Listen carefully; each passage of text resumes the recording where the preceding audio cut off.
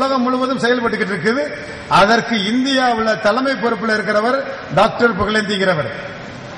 அவர் ஆங்கில மருத்துவத்தை சார்ந்தவர். விஜய் டிவியில கூட அவருடைய பேட்டி எடுத்திருக்காங்க. சென்னையில ஒரு கருத்தரங்கு நடத்தினாங்க. இந்த ஒரு போலியோ சொட்டு மருந்து, அதாவது இந்த சொட்டு மருந்து, அதாவது தடுப்பூசி அப்படிக்கான ஒரு கருத்தரங்கு நடத்தும் போது அந்த டாக்டர் அதுல பேசினாங்க. எந்தெந்த நாடுகள் எல்லாம் இந்த போலியோ சொட்டு மருந்து மட்டுமல்ல தடுப்பூசிகள் பயன்படுத்தப்பட்டுச்சோ அந்த நாடுகள்ல அந்த நாடு சம்பந்தப்பட்ட நோய்கள் தான் அதிகமாயிருக்குங்கிறதா விஞ்ஞான உண்மை, மருத்துவ உண்மையாவே இருக்கு. இன்னைக்குமே அதை இன்டர்நெட்ல உள்ள போய் கூட அந்த செய்தியை பார்க்கலாம். எங்களுடைய மருத்துவ ஆலோசனை என்ன சொல்லுது அப்படின்னா, மருந்து போடாதீங்க, சொட்டு மருந்து கொடுக்காதீங்க, போலியோ டிராப்ஸ் கொடுக்காதீங்க, அது பூரா விஷங்கள் தான். நீங்க சொன்ன மாதிரி அது விஷங்கள் தான். அது நோயைத்தான் உண்டாக்குமே தவிர நோய் வராம பாதுகாக்காது. அதான் உண்மை. ராஜராஜன், என்னோட கேள்வி 2 கேள்வி. முதல் கேள்வி, ஆக்சிடென்ட் ஆகி போன் கட் ஆயிடுச்சுன்னா இல்லாட்டி கையோ காலோ கல்டு தனியா விழுந்துருச்சுன்னா ஆங்கில மருத்துவ முறையில சர்ஜரி பண்றாங்க. இதுல அந்த மாதிரி ஏதாவது இருக்கா? 1. 2வது, பிரெயின் கேன்சர் இல்லாட்டி பிளட் கேன்சர் சொல்றாங்க, இதுக்கு மருந்து? நல்ல கேள்வி. அதாவது திடீர்னு ஒரு விபத்து ஏற்பட்டு எலும்பு முறிஞ்சு போச்சு. நீங்க இவ்வளவு பெரிய மருத்துவ முறைங்கிறீங்க, ஒரு மேன்மையான மருத்துவ முறைங்கிறீங்க, நல்ல மருத்துவ முறைங்கிறீங்க. இதுல அலோபதி மருத்துவத்தில் சர்ஜரி பண்ணி எல்லாத்தையும் சேர்த்து வச்சிடறாங்க. உங்க இதுல இருக்கான்னு சொல்லி கேட்கறாங்க. அதே மாதிரி கேன்சர் அப்படிங்கிற நோய்க்கு தீர்வு இருக்கான்னு சொல்லி கேட்கறாங்க. உடலுடைய தன்மை, முதல்ல நாம இவ்வளவு நேரம் பேசிக்கிட்டு இருந்ததெல்லாம் நோய்க்காகத்தான். விபத்துங்கிறது நோய் இல்ல. அப்படி இருந்தாலும் கூட எலும்பு முறிவு அப்படிங்கிற ஒரு விஷயத்த இன்னைக்கு ஆங்கில மருத்துவம் செஞ்சுக்கிட்டு இருக்கு. நம்ம நாட்டில் எத்தனையோ பல கிராமங்கள்ல இன்னும் செஞ்சுக்கிட்டே இருக்காங்க, எந்த விதமான அறுவை சிகிச்சை இல்லாம. தேனி மாவட்டம், எங்களுடைய ஊர் தேனி மாவட்டம், உத்தமபாளையம் பக்கத்தில் சின்னம்னூருக்கு கிழக்க பூசாரி கவுண்டன்பட்டின்னு ஒரு ஊர். அங்க எலும்பு சிகிச்சை நிபுணர்கள் அவங்களெல்லாம், எக்ஸ்ரே கண்கள் அவர்களுக்கு. அந்த எலும்பு அப்படி தொட்டு பார்த்தாங்கன்னா அது கிராக்கா, எலும்பு இருக்கிற இடத்த விட்டு நகண்டு இருக்கா, எலும்பு துண்டா போயிடுச்சா கரெக்டா சொல்லிடுவாங்க 1 நிமிஷத்துல. ஆனா நம்முடைய நிபுணர்களுக்கு இன்னொரு கருவியில படம் பாட்டு சொல்லணும். அதையுமே என்ன செய்யறாங்க, அதை அறுத்து தசைகளை அறுத்து உள்ளுக்குள்ள பிளேட் வச்சு, பிளேட்டுக்கு 2 பிளேட் இணைக்கிறதுக்கு இந்த ஸ்க்ரூ போடுறாங்க. இந்த ஸ்க்ரூ என்ன செய்யும், இந்த எலும்பு நல்லா இருக்க எலும்பை ஓட்ட போட்டு இணைச்சிடும். ஏங்க சார், உடஞ்சு போன எலும்பை இணைக்கிறதுக்கு பிளேட் வைக்கிறீங்க, அப்பதான் சேருன்னு சொல்றீங்க. நல்லா இருக்க எலும்ப ட்ரில் பண்ணி ஓட்ட போட்டு ஸ்க்ரூவை போடுறீங்களே, அப்புறம் அந்த ஓட்டை எப்படி சார் அடைக்கிறது கேட்டா அந்த ஓட்டை அதுவா அடைஞ்சுக்கிறன்னு சொல்றாங்க. அதுவா நம்ம போட்டு ஓட்ட போடக்கூடிய அந்த ஓட்டை அதுவா அடையும் பொழுது இந்த எலும்பு முறிவு சேராதா? இந்த கிராமங்களில் நாட்டுப்புற கட்டில என்ன செய்யறாங்க, எலும்பு எங்க முறிஞ்சு போச்சோ அதை பார்த்து நேர எடுத்து வச்சு அசையாம இருக்கிறதுக்கு கட்டு போட்டு வராங்க. அவ்வளவுதான், எலும்பு அதான் சேர்ந்து. இதுக்குன்னு தனியா மருந்து, கால்சியம் சத்து, கால்சியம் இன்ஜெக்ஷன், இது போன ஹம்பக் தேவையே இல்லை. இந்த நாட்டுப்புற கட்டில நாங்க சொல்லக்கூடிய அந்த கிராமத்தில் ஒரு கிராமவாசி, அவங்கெல்லாம் எலும்பு சிகிச்சை நிபுணர்கள். ஒரு 72 வயது மூதாட்டிக்கு கீழே விழுந்துட்டாங்க. அவங்க இந்த கீழே போட்டுக்க அந்த டைல்ஸ்ல தண்ணி இருந்ததை பார்க்காம காலை வலிச்சு வலது கால் வலது பக்கம், இடது கால் இடது பக்கம், 72 வயசு மூதாட்டி சர்க்கஸ் பண்ண மாதிரி ஆகி இடுப்பு எலும்பு கலண்டு தனியாயிடுச்சு. என்ன செஞ்சிருப்பாங்க இன்னைக்கு நம்முடைய மருத்துவ சிகிச்சை நிபுணர், எலும்பு சிகிச்சை நிபுணர் என்ன செஞ்சிருப்பாங்க பாருங்க, யோசிச்சு பாருங்க. இடுப்பு எலும்பு தனியா கலண்டு தொங்குது, ஆடுதுங்க. நீ சேரவே சேராது வயசான மூதாட்டிக்குன்னு சொன்னாங்க. அவங்க அப்படி சொல்லுவாங்க. இல்ல ஆபரேஷன் பண்ணி பார்க்கலாம் பாங்க. அங்க போன உடனே தொட்டு பார்த்த உடனே சொன்னாங்க, இடுப்பு எலும்பு விலை இருக்கு, பயப்பட வேணா, சேர்ந்துக்கிறோம். 72 வயசுலயுமா? மனிதனுக்கு உயிர் இருக்கிற வரைக்கும் அந்த உயிரை, அந்த உடலை பாதுகாக்கிறதுக்கு தேவையான ஆற்றல் இருக்கும், கவலைப்படாதீங்க சொன்னாங்க. 3 மாசம் அவங்களை அசையாம ஆடாம படுக்க வச்சிருந்தாங்க. நாங்கெல்லாம் பார்த்துட்டு அவங்கள இன்னி அவ்வளவுதான் இந்த பாட்டி எந்திரிக்காது நாங்க நினைச்சோம். அந்த மூட்டை எலும்பு மட்டும் இல்ல, முழங்காலுக்கு கீழே எலும்பு முறிவு, எலும்பு ரெண்டா துண்டாயிடுச்சு. அவங்க கீழே படுக்க வச்சு இடுப்புல ஒரு கட்டை போட்டு ரெண்டு பக்கத்திலையும் இடுப்பு கிட்ட ஒட்டி மிகப்பெரிய ஒரு அளவு, அதாவது எங்கிட்ட இடுப்பு திரும்பிடாத அளவுக்கு ஒரு கட்டு, கீழே பாதத்தை நேர வச்சு அந்த பாதத்தை கிட்ட திரும்ப முடியாத மிகப்பெரிய ஒரு தடுப்பு போட்டு வச்சுட்டாங்க. 3 மாசத்துல அந்த கிளவி அந்த பாட்டி எந்திரிச்சு சாதாரண இப்ப நடந்துட்டு இருக்காங்க, நல்லா இருக்காங்க. ஆனா இன்னைக்கு இந்த கால் எலும்பு உடைஞ்சு போச்சுன்னு சொல்லக்கூடிய இந்த அறுவை சிகிச்சை நிபுணர்கிட்ட போனா அந்த பகுதியே பார்த்தா கருத்து போற அளவுக்கு, அந்த எலும்பு எல்லாம் சூம்பி போற அளவுக்கு சிகிச்சை முறை. இயற்கை என்னவா இருக்குன்னா, நம்ம உடம்புக்கு என்ன தேவை அது உற்பத்தி பண்ணிக்கிறோங்க. எலும்பு உடைஞ்சு வச்சா அந்த எலும்பு சேரக்கூடிய ஆற்றல் நேர சேர்த்து வச்சா போதும், அது தானா சேர்ந்துக்கு, எந்ததும் தேவையில்லை. அதே மாதிரி கேன்சர் நோயை பத்தி கேட்கிறாங்க. கேன்சர் அப்படின்னு இப்ப கண்டுபிடிச்சு சொல்றாங்களே, அது 4ஆம் கட்டம் அல்லது 5ஆம் கட்டத்தில் சொல்றாங்க. நம்ம முதல்ல பார்த்தா நம்ம சாப்பிடக்கூடிய உணவு முறையா ஜீரணமானா சக்தியா இருக்கும், முறையில்லாத ஜீரணமாச்சுன்னா கெட்ட வாயுவா மாறும். இந்த கெட்ட வாயுக்கள் தான் உடம்புல எங்க வேண்டாலும் போய் தேங்கும், ரத்த ஓட்டத்தோட சேர்ந்து. ரத்த ஓட்டத்தோட சேர்ந்து உடம்புல எந்த பகுதியில் வேணாலும் தங்கும். அந்த பகுதியில் அங்க தங்கி அந்த கெட்ட வாயு அப்படி நீர் சக்தியாக மாறும். அந்த நீர் சக்தி கட்டி பொருளா மாறும். அதுதான் இயற்கை. அந்த கட்டி பொருள் அந்த உடம்புல நோய் எதிர்ப்பு சக்தியை பொறுத்த அளவுக்கு தாங்கிட்டு இருக்கும். உடம்புல நோய் எதிர்ப்பு சக்தி கம்மியாகும் பொழுது அந்த கட்டி பொருள் கெட்டு போக ஆரம்பிக்கும், அழுக ஆரம்பிக்கும். அந்த நிலையில தான் இவங்க கண்டுபிடிக்கிறாங்க கேன்சர் அப்படின்னு. எப்படி கண்டுபிடிக்கிறாங்க? அந்த கட்டி நம்ம உடம்புட எதிர்க்கை சக்தி எப்படி இருக்குன்னா, ஒரு கெட்ட வாயு உடம்புல எங்கேயாவது தேங்குச்சுன்னா அதை சுத்தி ஒரு பாதுகாப்பு வளையம், ஜவ்வாலான சளியாலான ஒரு பாதுகாப்பு வளையத்தை உடம்பு ஏற்படுத்திடும். அது அந்த பாதுகாப்பு வளையத்துக்குள்ளேயே இருந்து அந்த கெட்ட போர்ஸ் அழிக்கிறதுக்கு உடம்பு முயற்சி பண்ணிக்கிட்டே இருக்கும். அதையும் மீறி அந்த கெட்ட போர்ஸ் வளர்ந்து அது அழுகி போக ஆரம்பிக்கும் பொழுதுதான் அது கேன்சர்ங்கிற நிலைக்கு வருது.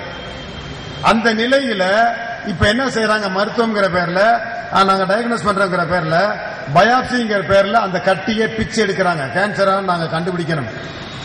அந்த பாதுகாப்பு வளையத்தை உடைச்சிடுறாங்க. பாதுகாப்பு வளையத்தை உடைச்சாச்சு அப்படின்னா அந்த கேன்சர் அவன நோய் நிச்சயமா உடம்புலாம் பரவு. பெரும்பாலும் பாருங்களேன், அந்த பயாப்சி பண்ணப்பட்ட அந்த நோயாளிகளுக்கு மிகப்பெரிய தொந்தரவும் சீக்கிரமாவே அவங்க இறந்து போகக்கூடிய நிலைக்கு ஆயிடும். நாங்க என்ன சொல்றோம் அப்படின்னா, உங்களுக்கு உடம்புல எங்கன கட்டி எப்படியா கொஞ்சம் கட்டியா இருந்தாலும் கட்டிய தொடாதீங்க. கட்டிய பிக்காத அளவுக்கு நீங்க இங்க வாங்க. அவங்க என்ன செய்யறாங்கன்னா கட்டிய பிச்சு விட்டுறாங்க. ஒண்ணு, அதுக்கு ரேடியேஷன் சொல்லக்கூடிய அந்த பகுதியில் இருக்கக்கூடிய எல்லா செல்லுகளையும் அழிக்கக்கூடிய அந்த ரேடியேஷன் அனுப்புறாங்க. அது எல்லா கிருமியும் அதை அழிக்குதான். அது நல்ல செல்லு சேர்த்து அழிக்க, அந்த உடம்புல கூடிய நல்ல செல்லுகளை சேர்த்து அழிச்சிடும். அந்த பகுதியில் கீமோதெரபின்னு ஒண்ணு கொடுப்பாங்க, ஹையஸ்ட் ஸ்டீராய்டு மருந்து. அதுதான் உடம்புல இருக்கக்கூடிய கிட்னியை பலகீனப்படுத்தக்கூடிய ஒரு மருந்து. 15 நாளைக்கு ஒரு ஸ்டீராய்டு மருந்து, வாரத்துக்கு 5 நாள் ரேடியேஷன், அந்த கீமோ, அந்த பயாப்சி, இதெல்லாம் பண்ண அந்த நோய் வேகமா பரவும். நாங்க என்ன சொல்றோம் அப்படின்னா, அந்த மாதிரி கட்டி எந்த மாதிரி கட்டியாக இருந்தாலும் கட்டியை தொடாம, ரேடியேஷன் பண்ணாம, கீமோதெரபி பண்ணாம அக்குபஞ்சர் சிகிச்சை எடுக்கும் பொழுது நிச்சயமா குணமாகக்கூடிய வாய்ப்பு.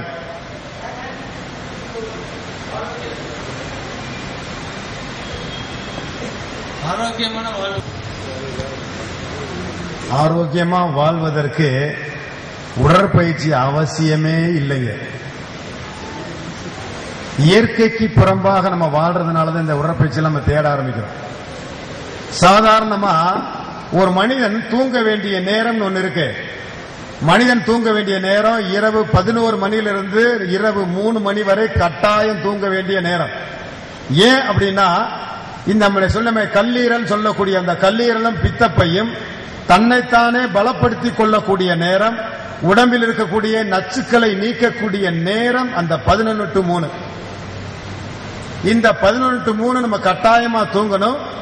அதே மாதிரி அதிகாலை 3 to 5 நம்ம தூங்கி எந்திரிச்சு வெளிக்காத்த சுவாசிக்கணும். ஏன் வெளிக்காத்த சுவாசிக்கணும்? அந்த பிரம்ம முகூர்த்தம் சொல்றாங்களே, பிரம்ம முகூர்த்தம் சொல்றாங்களே, இந்த 3 to 5 ஏன் அதை பிரம்ம முகூர்த்தம் சொல்றாங்கன்னா, வெளிக்காற்றுல அப்பதான் ஓசோன் நிறைஞ்சிருக்கும். அதாவது உயிர் சக்தி அதிகமா இருக்கக்கூடிய நேரம் அந்த அதிகாலை நேரம். அந்த அதிகாலை நேரத்துல தான் நம்முடைய உடலில் இருக்கக்கூடிய நுரையீரல்ங்கிற உறுப்பு தன்னைத்தானே புதுப்பித்துக் கொள்ளக்கூடிய நேரம். அப்ப அன்றைய பொழுதுக்கு தேவையான சக்தியை கிரகிக்கக்கூடிய வேலையை அந்த அதிகாலையில செய்யுது. நீங்க அதிகாலை நேரத்தில் மட்டும் எந்திரிக்கக்கூடிய ஒரு பழக்கத்தை மட்டும் நீங்க கொண்டீங்கன்னா உங்கள் உடல் எப்பொழுதுமே முதல்ல ஆரோக்கியமா இருக்கும். உடற்பயிற்சிக்கு அவசியம் இல்லை. ஆரோக்கியமா வாழ்வதற்கு உடற்பயிற்சி அவசியமே இல்லை.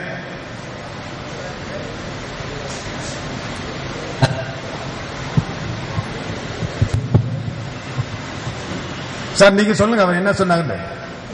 மனநோய்க்கு தீர்வு இருக்கான்னு கேட்டு. சரி சரி, மனநோய்க்கு சிகிச்சை இருக்குதா அப்படின்னு சொல்லி கேள்வி.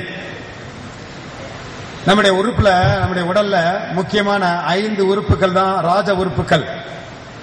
பஞ்சபூதம் சொல்லமே, நிலம், நீர், நெருப்பு, காற்று, ஆகாயம் என்று சொல்லக்கூடிய இந்த பஞ்சபூதங்கள் தான் மனிதனுடைய உடல். இந்த பஞ்சபூதங்களை உடலிலே நிர்ணயிக்கக்கூடிய உறுப்புகள் இருதயம், நுரையீரல், கல்லீரல், மண்ணீரல், கிட்னி. இந்த உறுப்புகள் தான் இந்த உடலுடைய ஆரோக்கியத்தை நிர்ணயம் என்னது.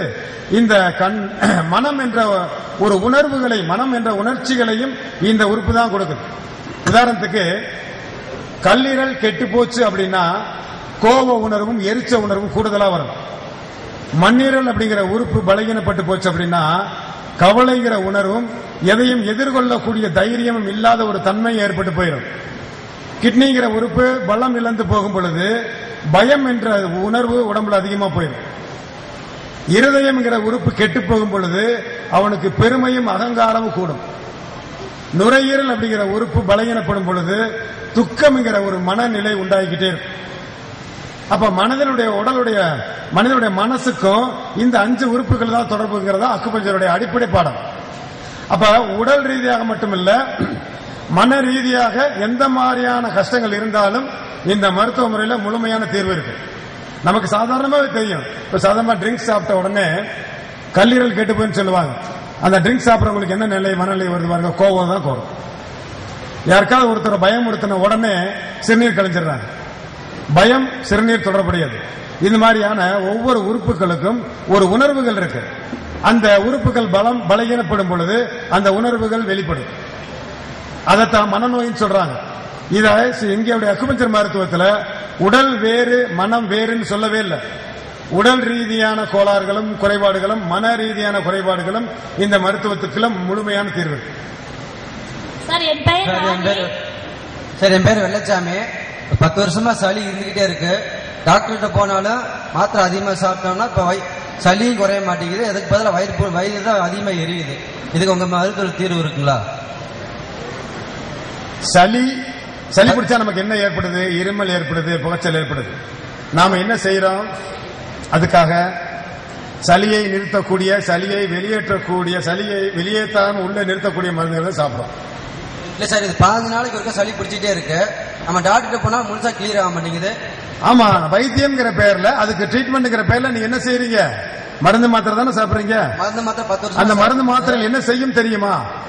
வயிற்று போனா இப்ப அதிகமா எரியுது சார். வயிறு முன்னாடி சைடு எல்லாமே எரியுது. இதுக்கு உங்க வயிற்றுல தீர்வு இருக்குங்களா?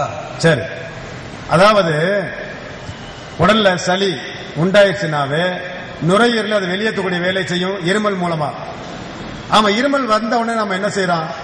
இருமல் தீர்ற வரைக்கும், சளி தீர்ற வரைக்கும் இருமல் வரத்தையும் செய்யும் அப்படின்னு யாராவது சும்மா இருக்கிறோமா? இருமல் எவ்வளவு நாளுக்கு இருமிக்கிட்டே இருக்குன்னு சொல்லி மருந்து வாங்கி சாப்பிட்டு இருமலை நிறுத்தக்கூடிய வேலை செய்யறோம். அந்த இருமலுக்காக சாப்பிடக்கூடிய மருந்தை நிறுத்துங்க முதல்ல.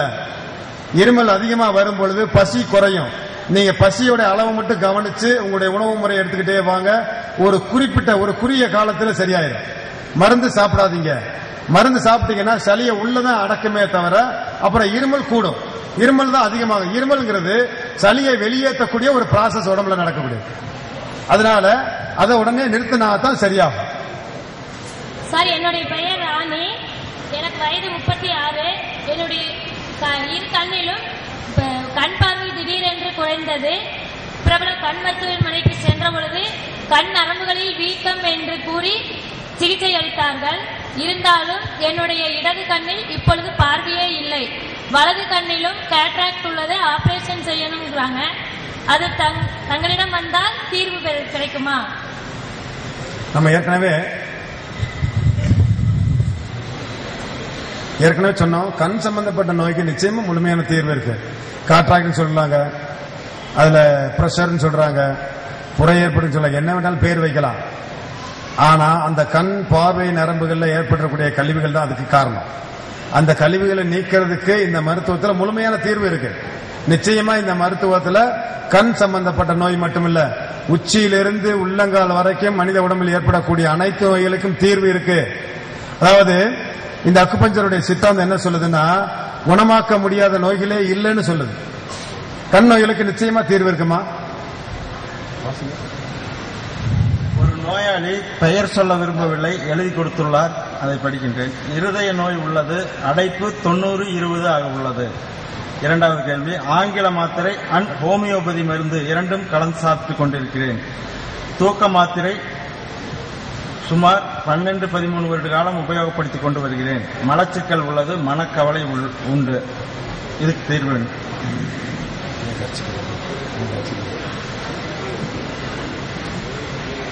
இருதய ரத்த குழாயில 90% அடப்பு இருக்குதான், இதுக்கு தீர்வு இருக்கான்னு கேட்கறாங்க. இதுக்காக நான் ஹோமியோபதி மருந்தும் ஆங்கில மருந்து சாப்பிட்டுக்கிட்டு இருக்கேன்.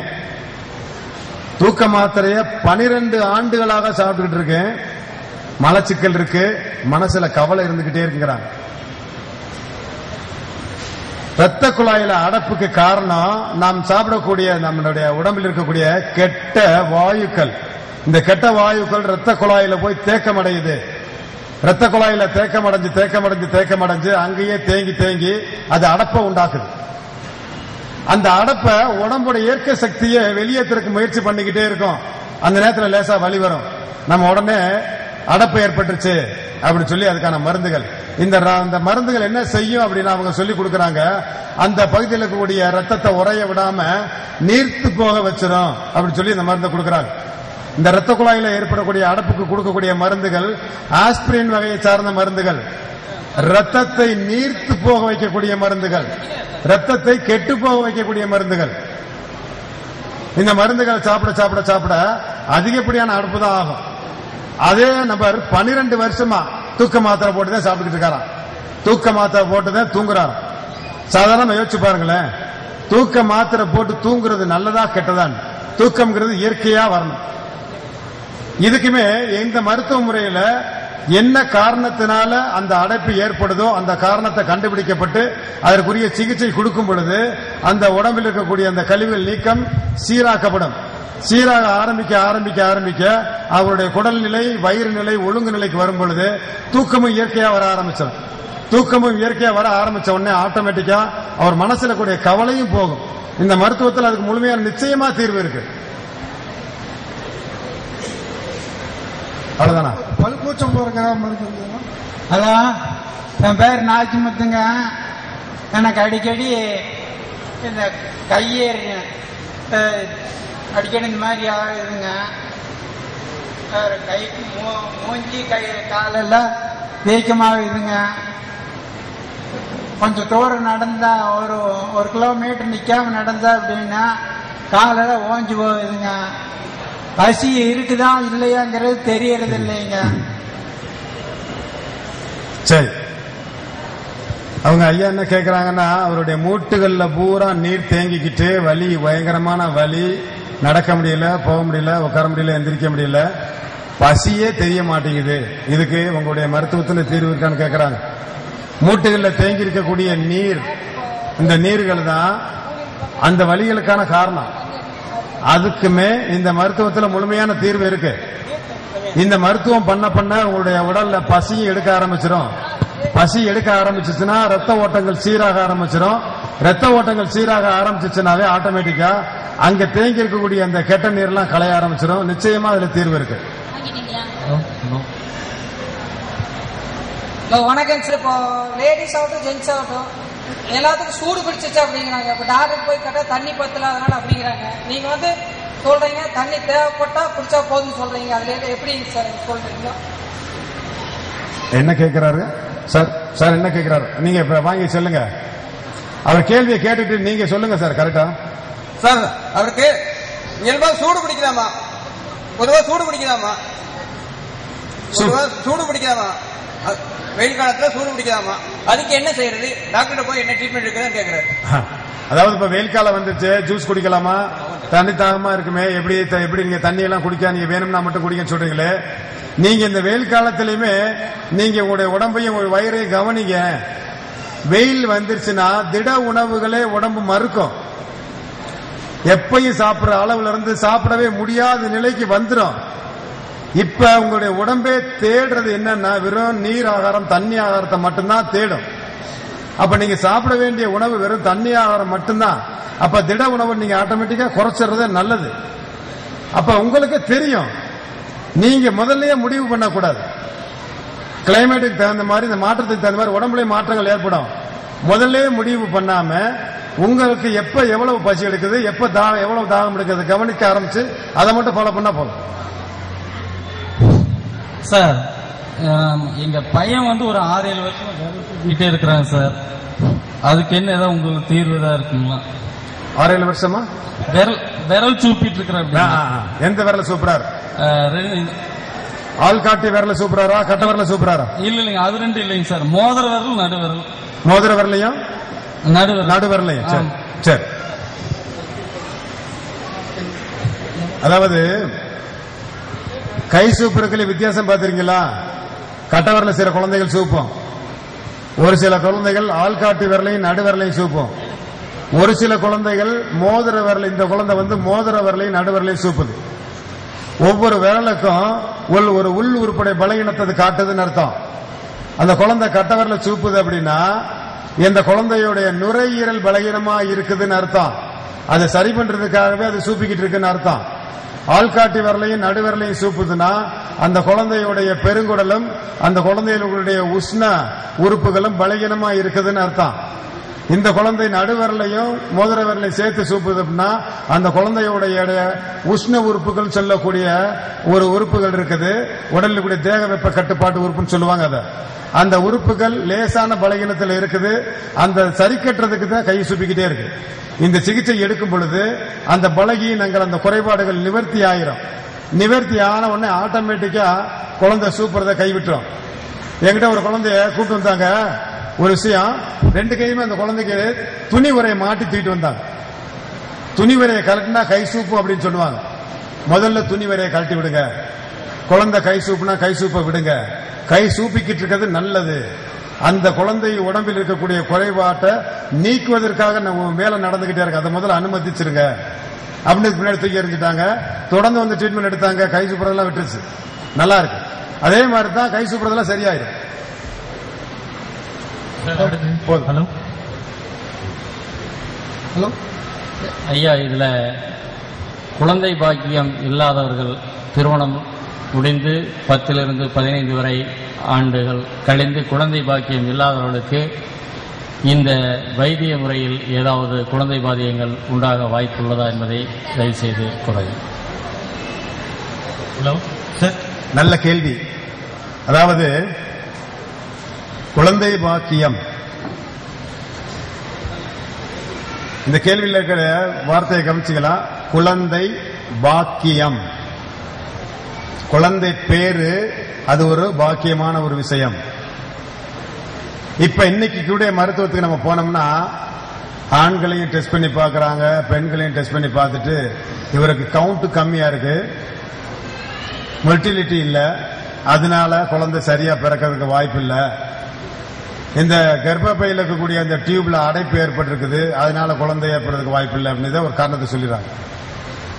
எங்கிட்ட வரக்கூடிய இந்த மாதிரியான தம்பதிகளுக்கு முதல்ல நாங்க சிகிச்சை யாருக்கு சொல்றோம் அப்படின்னா, ஆணுக்கு சிகிச்சை இல்லை, தேவை இல்லை. கரு கூடுவதற்கு ஒரே ஒரு அணு போதும், கரு கூடுவதற்கு ஒரே ஒரு உயிர் அணு போதும். அந்த உயிர் அணு பலமா ஈர்க்கப்படணும்னா அந்த அண்டம், அதாவது அந்த கரு முட்டைன்னு சொல்லக்கூடியது பலமா இருந்தா தான் அந்த கரு கூடுறதுக்கான வாய்ப்பே உண்டாகும். பெண்களுக்கு ஏற்படக்கூடிய அந்த கரு முட்டையுடைய பலத்தை பொறுத்து தான் அந்த ஆண் இருக்கக்கூடிய உயிரணுவும் ஈர்க்கப்படும். அந்த பலம் உண்டாகும் பொழுதுதான், அது ஈர்க்கப்படும் பொழுதுதான் அந்த கருவுறுதல் அங்க நடைபெறுது.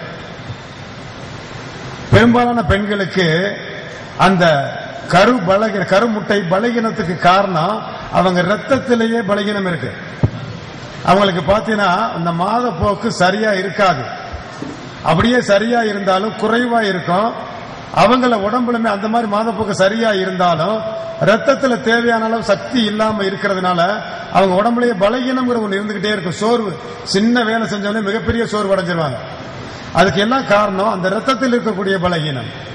அப்ப அந்த கருமுட்டையே உற்பத்தி ஆகிறது எங்கன்னா அந்த மண்ணீரல் அப்படிங்கிற உறுப்புல இருந்து தான். அந்த மண்ணீரல் எதை உற்பத்தி பண்ணுதுன்னா ரத்தத்தை உற்பத்தி பண்ணுது. அந்த ரத்தத்திலிருந்து தான் இந்த கருமுட்டைகள் உற்பத்தி ஆகுது. இப்ப கருமுட்டைகள் எந்த அளவுக்கு பலமா இருக்குதோ அந்த அளவுக்கு தான் அங்க கருவுறுதலுக்கான வாய்ப்பு. இவங்க சொல்ற மாதிரியான மற்ற எந்த காரணமே இல்லை. எங்கிட்ட வரக்கூடிய இந்த மாதிரியான தம்பதிகள் பெண்களுக்கு மட்டுமே நாங்க சிகிச்சை கொடுத்துக்கிட்டு இருக்கோம். அவங்கள எல்லாருக்கும் அதிகபட்சமாக எல்லாருக்கும் காலதாமதம், அதாவது கால டைம் மட்டும் மாறி இருக்குமே தவிர எல்லாருக்குமே அந்த வாய்ப்பு நிச்சயமா இருக்கு. ஒரு விஷயம் என்னன்னா, பெண்கள் அப்படின்னா அவங்க தாய்மை அடைவதற்காகவே படைக்கப்பட்டிருக்கின்றார்கள். எல்லாருக்குமே அந்த பாக்கியம் நிச்சயமாக உண்டு. அது காலதாமதம் ஏற்பட்ட உடனே நம்பிக்கை இழந்துடுறாங்க. நம்பிக்கை இழக்காதீங்க, நிச்சயமா எல்லாத்துக்குமே அந்த பாக்கியம் உண்டு. அந்த மாதிரியான தம்பதிகளுக்கு இந்த மருத்துவ முறை மூலமாக இந்த கரு பலகீனப்பட்டுப்பதற்கு என்ன காரணங்கிறத கண்டுபிடிச்சு அதற்குரிய சிகிச்சை கொடுக்க அது பலமடையும். நிச்சயமாக அந்த மாதிரியான பல தம்பதிகள் இருக்காங்க, பல பேர் இருக்காங்க. எங்கிட்ட சிகிச்சை பெற்று குழந்தை பெற்ற எத்தனையோ பேர் இருக்காங்க. இந்த கோயம்புத்தூர் நகர்லேயே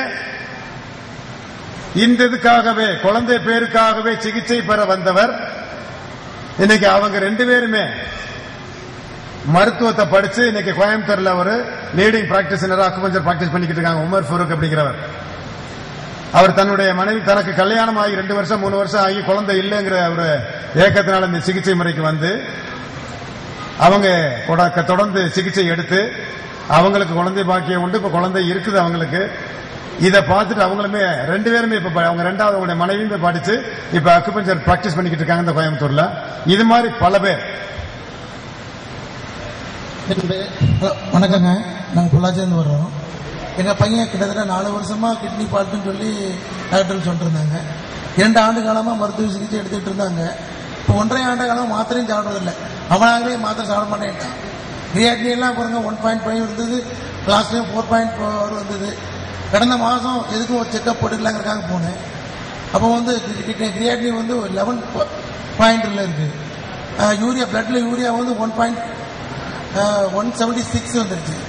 ஸோ இனி இப்போ இந்த நிலையை விட்டுட்டு இருக்கக்கூடாது, நீங்க உடனே டயாலிசிஸ் பண்ணி கிட்னி மாற்றி அறுவை சிகிச்சை பண்ணணும் அப்படிங்கிறாங்க. ஒரு ஆண்டு ஒரு 5 மாசம் இருக்கும். 6 மாசம் இருக்கும் சார். நண்பருடைய உங்க இயற்கை வைத்திய தொடர்பு கிடைச்சிச்சு. அவனாசியில் அவங்ககிட்ட நாங்கள் போயிட்டு இருக்கோம். வாரத்துக்கு ஒரு நாள் போய் அங்கே பாயிண்ட்ஸ் போட்டுட்டு இருந்தோம். ஸோ இப்போ அப்புறம் இருந்தும் என்ன அவனுக்கு ஒரு பெரிய முன்னேற்றங்கள் தெரியல. என் குடும்பத்தில் பார்த்தா இப்போ கிரியாட்டினி எல்லாம் கூட்டிகிட்டு இருக்கும்போது அவனுடைய நாளுக்கு நாள் உணவு சாப்பிடும் போது குறைஞ்சிக்கிட்டே இருக்கு. ஸோ அவனுடைய வளர்ச்சிகளும் அப்படி பெருசாக வரல. 31 கிலோ தான் இருக்கிறான். 15 வயசு பையன். ஸோ இதுக்கு என்ன பண்றது? உங்க இதில் நாங்கள் இப்போ 4 ப்ரொஃபஸர் வர்றாங்க, அவங்ககிட்ட உட்காந்து அட்வைஸ் ஏதாவது கேட்போம் அப்படின்ட்டு நாங்கள் கூட 1 ஆர் 2 டேஸ் இல்லை ஒரு மாசத்துலயாவது ஏதாவது முடிவெடுக்கலாங்கிற ஒரு இடத்துல வரும்போது எங்க இந்த மாதிரி ஒரு ப்ரோக்ராம் வச்சிருக்கிறாங்க, நீங்க அவசியம் அதில் கலந்துக்கிட்டு அவங்களுடைய அட்வைஸ் கேளுங்க, தயவுசெய்து நீங்க அந்த இதுக்கு போகாதீங்க, தவறான முடிவுக்குன்னு சொன்னதுனால நாங்கள் வந்திருக்கிறோம். ஸோ உங்களுக்கு கடைசியாக மீட்டிங் முடிஞ்சு ஆரம்பத்துலேருந்தே கேட்டு தான் இருக்கிறோம். மீட்டிங் முடிஞ்சு உட்காந்து பேசலான்னு பார்த்தோம். பட் இருந்தாலும் இந்த கேள்வி உங்கள்கிட்ட கேட்கணுங்கிறதுக்காக கேட்குறேன். நீங்கள் உங்களுடைய கூட்டம் நிறைவு பெற்ற பின்னும் எங்களுக்கு மருத்துவ ஆலோசனை சொல்லுமாறு அன்புடன் உங்களை கேட்டுக்கொள்கிறேன். அதாவது கிட்னி ஃபெயிலியர் ஆயிருக்கு, டயாலிசிஸ் பண்ண சொல்றாங்க, அவங்களுக்கு இந்த மாதிரி இந்த சிகிச்சை முறை எடுத்துக்கிட்டு இருக்கு, பெரிய முன்னேற்றம் ஒன்றும் ஏற்படலையே, இதுக்கு என்ன நீங்க சொல்ல போறீங்க அப்படின்னு சொல்லி கேட்கிறாங்க. முதல்ல கிட்னி ஃபெயிலியர் கேஸ் அப்படின்னா அலோபதி மருத்துவத்தில் கிரியாட்டினின் அளவை வச்சுக்கிட்டு கிட்னி கேட்டு போச்சு அப்படிங்கிற முடிவுக்கு டயாலிசிஸ் பண்ண ஆரம்பிச்சிடுறாங்க. டயாலிசிஸ் பண்றது அப்படின்னாவே என்ன ஆகும் தெரியுங்களா? முதல்ல டயாலிசிஸ் பண்ண பண்ண இந்த கிட்னியில் இருக்கக்கூடிய நெஃப்ரான்ஸ் பூரா டேமேஜ் ஆக ஆரம்பிச்சிடும். அந்த நெஃப்ரான்ஸ் சொல்லக்கூடிய அந்த உயிர் செல்கள் எல்லாம் டேமேஜ் ஆக திரும்ப உயிர்ப்பிக்க வைக்கவே முடியாது. அவங்க மருத்துவத்தில் கடைசியா என்ன செய்யறாங்க, எவ்வளவு அளவு இருக்குதோ அந்த பூரா அந்த டேமேஜ் எல்லாம் ஆனதுக்கு பின்னாடி கடைசியா கிட்னியை மாத்தணுங்கிறாங்க. கிட்னியை மாத்துறது தீர்வே இல்லை, தீர்வே ஆகாது. அப்ப இந்த மருத்துவத்துல எங்களுக்கு நாங்க என்ன சொல்றோம் அப்படின்னா, அவருக்கு முழுமையாக குணம் உண்டாகிற வரைக்கும் சரியா பசி எடுக்காது. அந்த பசி எடுக்காத நிலையில் அவங்களுக்கு உணவு கொடுக்கறதே முதல்ல தப்பு. நாம என்ன செஞ்சிருவோம், சின்ன குழந்தையா இருக்கிறானே எவ்வளவு காலத்துக்கு தான் இப்படி சாப்பிடாம கண்ணில் வச்சு பார்த்துக்கிட்டே இருக்கிறதுங்கிற ஆத்திரத்துல நம்ம ஒரு அவசரத்துல எதையாவது ஒரு உணவு கொடுத்துறோம். நல்லா யோசிச்சு பாருங்களேன், கிட்னி ஃபெயிலியர் வந்தவங்களுக்கு பசியே எடுக்காது. சாதாரணமா இப்ப கிட்னில கல் வந்தவங்களுக்கு பாத்தீங்கன்னா வாந்தி வரும், வாமிட் வரும். ஒரு சராசரி மனுஷனுக்கு ஒரு பிளட் வந்து குறைந்தபட்சம் 8 இருந்து 12, 13 நல்ல ஆரோக்கியமான 14% வரைக்கும் வருது. ஸோ இதே பையன் 12.30% வரைக்கும் இருந்தது, நீங்க 5 பிளட் இருக்கு. ஸோ அப்ப அதனால பிளட் குறைஞ்சிட்டு இருக்கும்போது இப்ப ஏற்கனவே ஒரு 2-3 ட்ரிப் பிக்ஸ் வந்துட்டு இருக்கு. இது வரைக்கும் பிக்ஸே வந்தது கிடையாது. இப்போ 2-3 ட்ரிப்பா பிக்ஸ் வேற வந்தாச்சு. ஸோ இந்த நிலைமையிலையும் நம்ம பொறுமை காக்கிறதுனால என்ன பலன் இல்லை, உங்க இதில் ஆணித்தரமா பண்ண முடியும் அப்படிங்கிற ஒரு இது இருந்ததுன்னா நான் உங்களுக்கு கட்டாயம் இறங்க தயாரா இருக்கும். ஸோ எங்களுக்கு அது நீங்க என்ன கேரண்டி கொடுக்குறீங்க, அதை நான் உங்களுக்கு கட்டாயம் ஒரு வாக்குறுதியை எதிர்பார்க்கிறேன். நிச்சயமா. அதாவது இந்த மாதிரியான ஒரு காலகட்டத்தில் நம்முடைய பையன், நம்முடைய குழந்தை சிரமம் ஏற்படுதுங்கிற ஒரு ஆதங்கம் மட்டும்தான் உங்களுக்கு ஏற்படும். இப்ப அவர் உடம்புல ஏற்படக்கூடிய எந்த விஷயமா இருந்தாலும், என்ன விளைவா இருந்தாலும் அந்த உடம்போட நல்லதுக்காக நடந்துகிட்டே இருக்கு. பிட்ஸ் வருது, பயப்பட தேவையில்லை.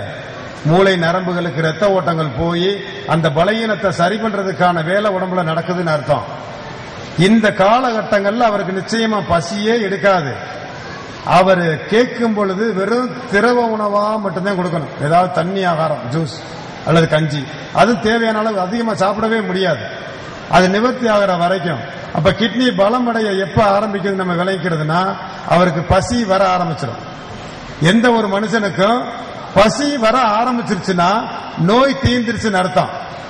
அந்த காலகட்டங்கள் வர்ற வரைக்கும் உடம்புக்குள்ள தேவையான மாற்றங்கள் நடக்கும். அந்த மாற்றங்கள் நம்ம கண்ணில் பார்க்கறதுக்கு வேணா கஷ்டமா இருக்கும், அதை பொறுத்துதான் ஆகணும். அது நன்மையான விஷயமே தவிர கெடுதலான விஷயம் இல்லை. முதல்ல இயற்கையின் அடிப்படையை சொல்றோம், ரெண்டாவது எங்க மருத்துவத்தை சொல்றோம். உடம்புல ஏற்படக்கூடிய அந்த மாற்றங்கள் அந்த உடம்போட நலனுக்காக நடந்துகிட்டு இருக்கு. நாம முதல்ல பயப்பட தேவையே இல்லை.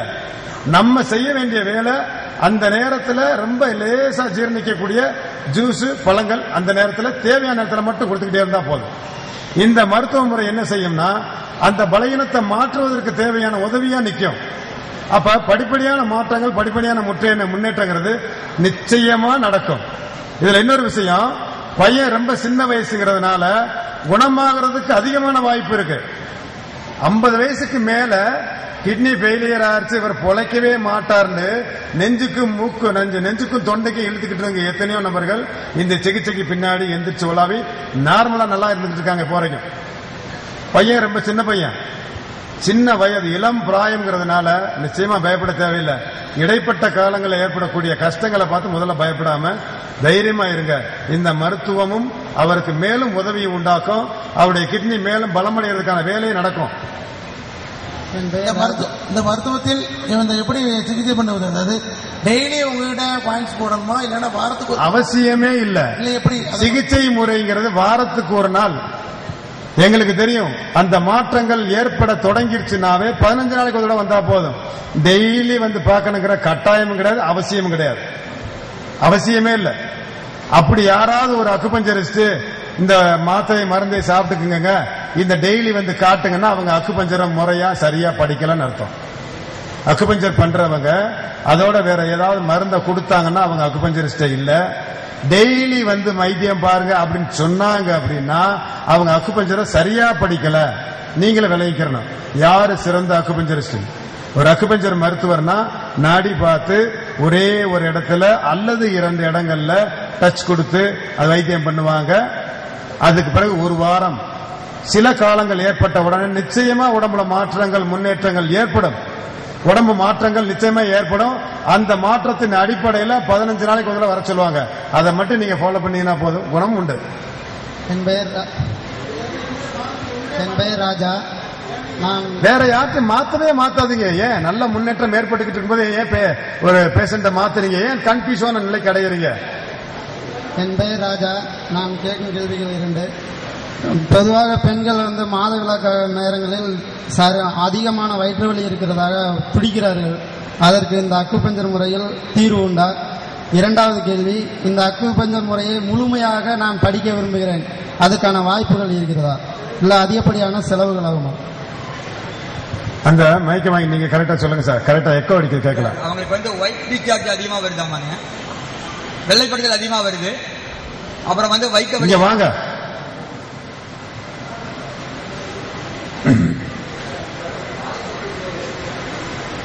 மாதப்போக்கின் போது ஒயிட் டிஸ்சார்ஜ் அதிகமா வருது, வலி அதிகமா. நம்ம படிக்கிறதுக்கு எப்ப படிக்கணும்? அதுக்கு பண செலவு அதிகமாகுமா? இந்த படிப்பு படிக்கிறது இந்த படிப்பை படிக்கிறதுக்கு ஒவ்வொரு அதாவது கல்வி ஆண்டுன்னு சொல்லக்கூடிய ஏப்ரல் மாசத்திலிருந்து மார்ச் வரைக்கும் தான் கல்வி ஆண்டு. இந்த இன்ஸ்டிடியூஷனை நாங்க நடத்திக்கிட்டு இருக்கிறோம். அதற்கான படிப்புக்கான அந்த அட்மிஷன் அந்த விண்ணப்பம் எல்லாம் கொடுத்து முடியும். மார்ச் மாசம் 1ஆம் தேதி ஆரம்பிச்சு ஒவ்வொரு மாசமும் ஒவ்வொரு வருஷத்துலயும் மார்ச் 1ஆம் தேதி கொடுத்து மார்ச் 30க்குள்ள இந்த விண்ணப்பத்தை முடிச்சிருவோம். இந்த வருஷத்துக்குரிய அட்மிஷன் முடிஞ்சிச்சு. படிக்கிறதா இருந்தா அடுத்த வருஷம் படிக்கலாம். கோயம்புத்தூர்ல நடக்குது, கம்பத்திலையும் நடக்குது. இதுக்கான மிகப்பெரிய செலவில்லை. ஒரு வருஷம் படிக்கணும், அதுல 3 வருஷம் படிப்பும் அடுத்த வருஷத்துல இருக்குது. இதுக்கான செலவு ஒரு வருஷத்துக்கு 20,000 ரூபாய் செலவாகும். இறுதியா ஒரு கேள்வி, ஒரு அம்மா சார்பா கேட்கறது. அவங்க பொண்ணுக்கு 18 வயசு ஆச்சு. அவங்களுக்கு இன்னும் அந்த மென்சஸ் அதுங்கிறது ஆகல. அப்போ அலோபதியில போய் ஸ்கேன் பண்ணி பார்த்ததுல கர்ப்பப்பையே இல்லை அப்படின்னு சொல்லிட்டாங்களாம். இதுக்கு அக்குபஞ்சர் வந்தா தீர்வு கிடைக்குமா அப்படின்னு அந்த அம்மா கேட்கிறாங்க. 18 வயசாயும் அந்த ஏஜ் அட்டன்மெண்ட் சொல்லக்கூடிய அந்த நிலை இன்னும் வரல. இந்த ஸ்கேன் பார்த்ததுல கர்ப்பப்பையே இல்லைன்னு சொல்லியிருக்காங்களே அப்படின்னு சொல்றாங்க. அதாவது அந்த மாதிரி நிலை ஏற்பட்டிருக்கலாம். கர்ப்பப்பையே இல்லாத நிலை நிச்சயமா இருக்காது. கர்ப்பப்பைங்கிற உறுப்பு நிச்சயமா இருக்கும். அதுக்கு தேவையான வளர்ச்சிக்கு தேவையான சக்தி கிடைக்காம அந்த மாதிரி நிலை ஏற்பட்டிருக்கலாம். அந்த மாதிரி நோயாளிகளுக்கு நிச்சயமா இதுல சிகிச்சை இருக்கு. இந்த மாதிரி ட்ரீட்மெண்ட் எடுக்கும் பொழுது ஒரு கொஞ்சம் அதிக காலம் எடுக்கும். அந்த தொடர்ந்து ட்ரீட்மெண்ட் எடுக்க அந்த கர்ப்பப்பைக்கு தேவையான சக்தி கிடைச்சு அது கர்ப்பப்பை வளர்ச்சி அடைஞ்சு அதுக்கு பிறகு அந்த இதெல்லாம் உண்டாகும். அந்த மாதிரி ஆணவங்களுமே ட்ரீட்மெண்ட் எடுத்திருக்காங்க. அந்த மாதிரி 18, 19 வயசு 20 வயசு வரைக்கும் முதிர்ச்சி அடையாம அந்த மாதிரி நிலையில இருந்து ட்ரீட்மெண்ட் எடுத்து ஆணவம் இருக்கிறாங்க. அதுக்குமே இதுல தீர்வு இருக்கு. ஹலோ நண்பர்களே, நேரமின்மை காரணமாக கேள்வி பதிலத்தோடு முடித்துக் கொள்கலாம். உங்களுக்கு ஏற்படும் சந்தேகங்களை மேற்கொண்டு அதுக்கு விளக்கம் பெற வேண்டும் என்றால் உங்க பக்கத்தில் இருக்கக்கூடிய அக்குபஞ்சர் இல்லம் என்கின்ற பெயரில் அக்குபஞ்சர் சிகிச்சை அளிக்கக்கூடிய அன்பர்களிடம் உங்கள் சந்தேகங்களை கேட்டு விளக்கம் பெற்றுக் கொள்ளலாம்.